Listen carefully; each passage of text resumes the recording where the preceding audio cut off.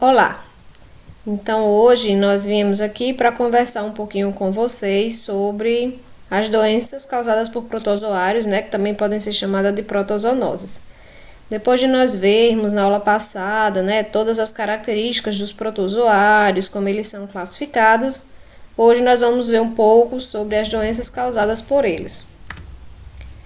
Entre as doenças provocadas pelos protozoários, nós temos aquelas que são veiculadas pela água, né?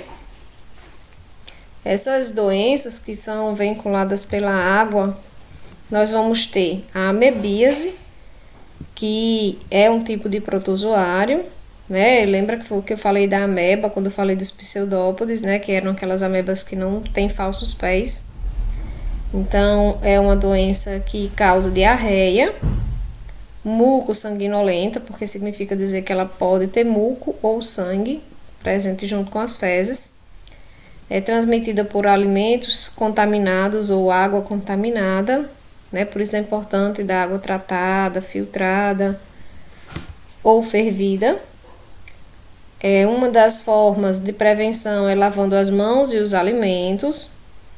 O tratamento da água é muito importante, como eu já falei, né, para o controle, para evitar a reinfecção, ou seja, você se contaminar novamente.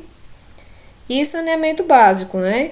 O saneamento básico é exatamente evitar ter contato com água de esgoto, com água suja e também que na sua casa tenha fossa séptica ou seja ligada ao esgoto geral, né? Evitar a questão do contato com a água suja. A tricomoníase é uma outra doença causada por protozoário, né? Ela tem uma transmissão geralmente através do ato sexual.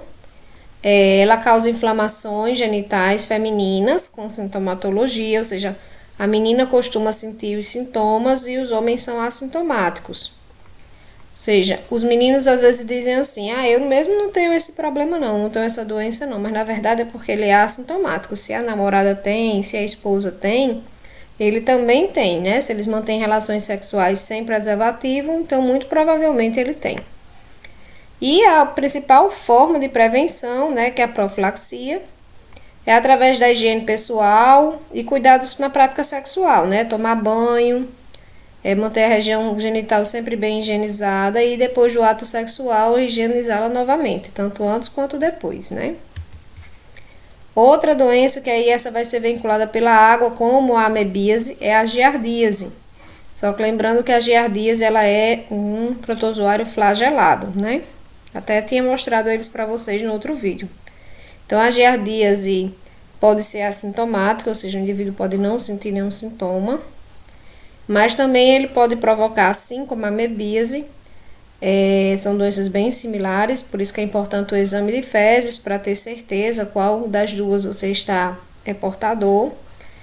Então, ambas têm dores abdominais e causam irritabilidade, falta de apetite, náusea, vômito, diarreia e má absorção dos alimentos. Professora, eu tenho que sentir tudo isso para desconfiar dessas doenças? Não. Basta um ou dois sintomas desses para você já procurar o médico e ele vai desconfiar e vai solicitar o exame de fezes, que é a principal forma. Então, se vocês observarem, a principal forma de contaminação é da água e alimentos contaminados, né? O indivíduo ele ingere, ele vai passar pelo trato digestivo. Ao chegar no intestino delgado, nós vamos ter o que? Esse ovo que veio nesse alimento, nessa água, vai eclodir, a giardia vai se reproduzir e vão gerar novos ovos. Esses novos ovos vão sair aqui junto com as fezes. Esse ovo ele é encistado, significa dizer o quê? Significa dizer que ele tem uma cápsula, ó, dá pra ver direitinho nessa imagem, ele tem uma cápsula. E essa cápsula vai permitir que esse protozoário permaneça, por exemplo, no solo, naquelas regiões onde não tem saneamento básico, por exemplo, por vários anos. Até que ele encontre novamente uma pessoa, um indivíduo que ingira ele novamente e reinicie o ciclo. Tá certo? Outra doença causada por protozoário, também flagelado, nesse caso aqui a doença de Chagas, bem comum na nossa região, né?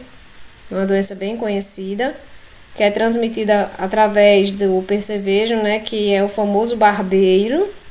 Recebe esse nome porque ele tende a picar essas regiões do rosto, que geralmente fica descoberta à noite, que é a região da barba, né? No homem. Então, a gente costuma enrolar o corpo e deixar o rosto de fora. Então, geralmente, como ele tem hábitos noturnos, ele gosta de picar mais à noite. E pica bastante essa região. Então, esses insetos, eles são hematófagos. Significa dizer que eles se alimentam de sangue. Adoram viver em casas de barro, né, nas frestas. Aqui, ó, você pode ver a presença nessa imagem que eu estou apontando para vocês, embaixo de colchões, em galinheiros. Vale salientar que as galinhas comem alguns deles. Elas podem estar contaminadas, porém elas não desenvolvem a doença. Mas o ser humano, ao comer essa galinha, a carne dela, ou a famosa galinha cabidela, né, que tem o sangue, pode estar se infectando através dele. Isso quando ele não morre no processo de cozimento. Na verdade, depende de como a galinha vai ser preparada. Então, aqui embaixo a gente tem exatamente como acontece, né? A gente não se contamina através da picada em si, no momento da sucção do sangue. Nós nos contaminamos pelas fezes, porque o protozoário ele vive dentro do intestino aqui do inseto. E sempre que esse inseto se alimenta, ele defeca, né? Quando ele pica o indivíduo, ele libera uma substância meio que anestésica e você não sente muito tempo, sente a picada inicial, mas paralisa a sensação de estar sendo picado, né? E ele fica lá sugando seu sangue e ao terminar, ele defeca. Só que quando ele tira seu aparelho picador do nosso corpo, ele também libera uma outra substância que gera coceira. Então, involuntariamente, às vezes até durante o sono, o indivíduo coça e joga essas fezes para dentro do orifício que estava sendo utilizado pelo inseto para se alimentar. Então, o protozoário estando nas fezes, ele cai direto na corrente sanguínea. E ao cair nessa corrente sanguínea, aí o indivíduo passa a ser infectado, né? Então, nesse local onde ele... Um dos sinais, né, que você está infectado é que nesse local da picada vai ficar uma inflamação que surge, né, avermelhada, como picada de inseto mesmo, endurecido na região. Pode ser chamado de chagoma, né, essa mancha vermelha. Ou o sinal de Roman pode aparecer, que é uma infecção ocular, né, que fica também avermelhado, em grande inchaço das pálpebras.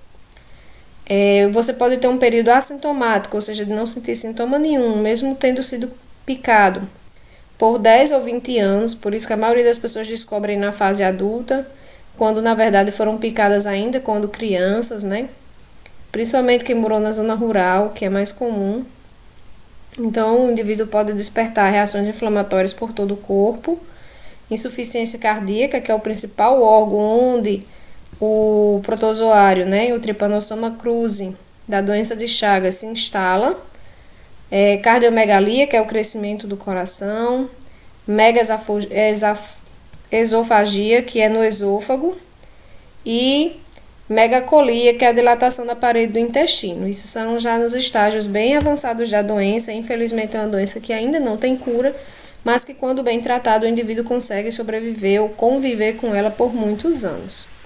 Nessa imagem aqui a gente vê uma menininha, né, contaminada, então um hospedeiro infectado, ela.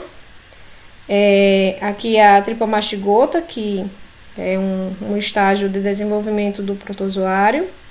Aqui a gente tem o inseto, né? Quando o inseto pica essa menina, automaticamente ele se contamina e passa a ser portador.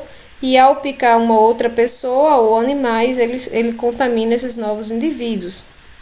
E, consequentemente, um inseto pode picar o indivíduo novamente, aqui picando esse indivíduo na região da face.